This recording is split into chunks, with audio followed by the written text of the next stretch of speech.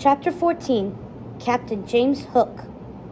It's a long story, Barry said, settling onto Michael's outer space comforter. Everything in this bedroom felt as familiar as his own house because he'd practically grown up here.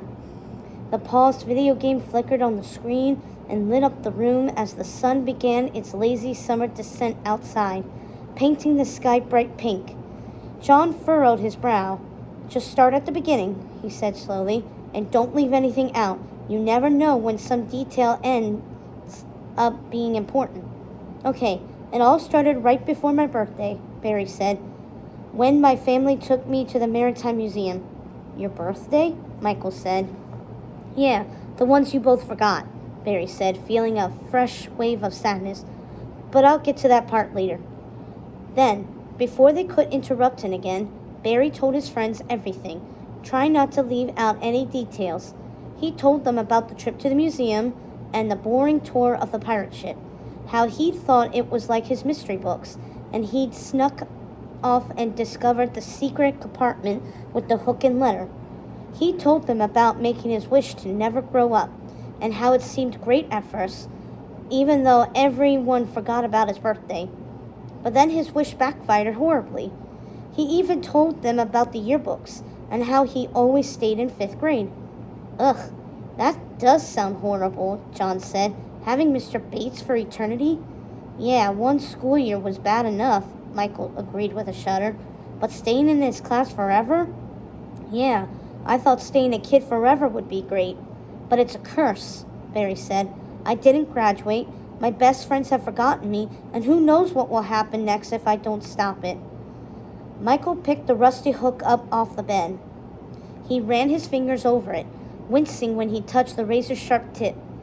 "So you're saying that this hook belonged to Captain Hook?" Michael said. "Like, the Captain Hook?"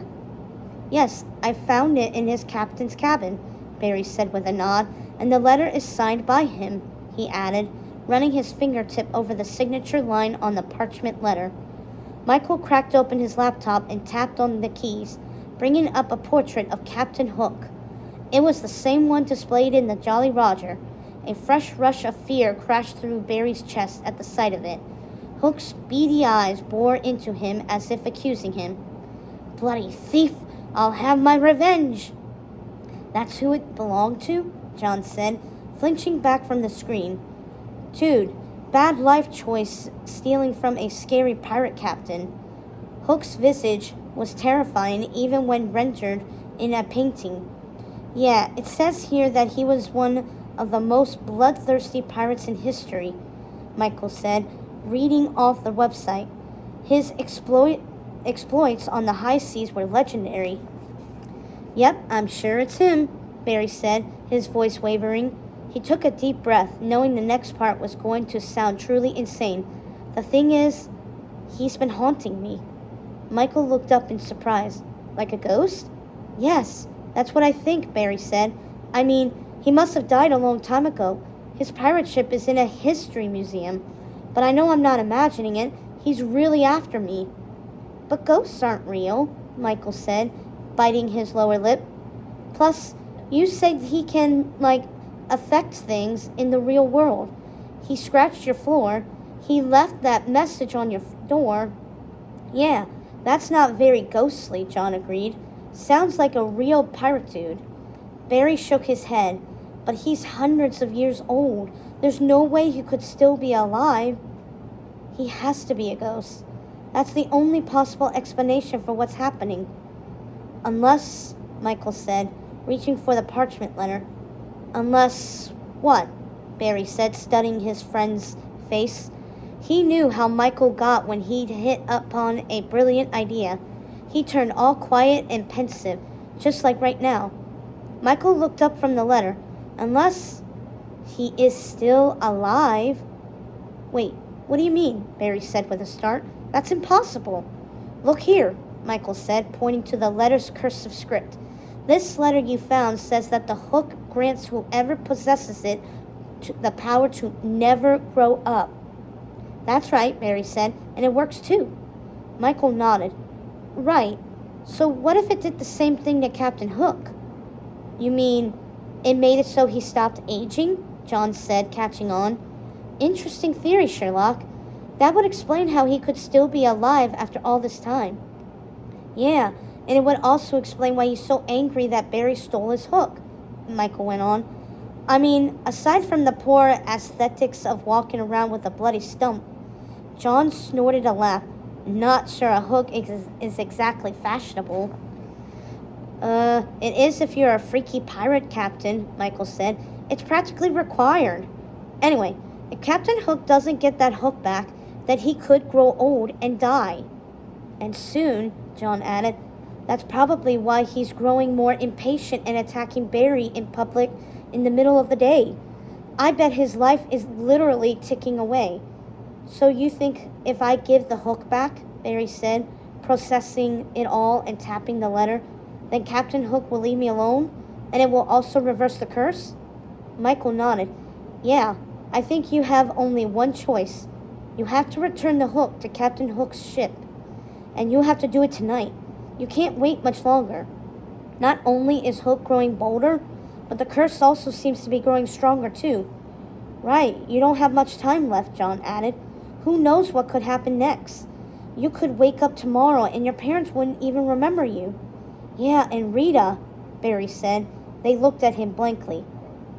My evil sister, he reminded them. Though that might not be the worst thing. They all cracked up. Barry's eyes flicked over the letter and Rusty Hook, then back to his friends. Captain Hook seemed to stare at them from the laptop. Barry shuddered. Think it'll work? He said, feeling the first flicker of hope in a long time.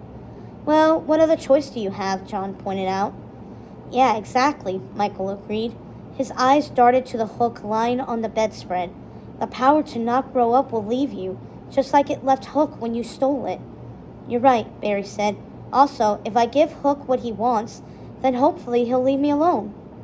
Barry stared at his friends in gratitude. He'd known he needed their help. He just couldn't believe that he had waited so long to trust them with his problems. Despite all the terrible things that had happened to him since he stole the hook, Barry felt almost normal sitting with his best friends, trying to solve a problem. This was what friends were for, right? Not just the good times, but also the bad ones. Okay, that means I have to sneak back onto the Jolly Roger somehow, Barry said, thinking aloud. I'll have to get past the guards. It'll be dangerous. If I get caught, then I could be in big trouble. I mean, I stole an artifact from a museum. Don't you mean we?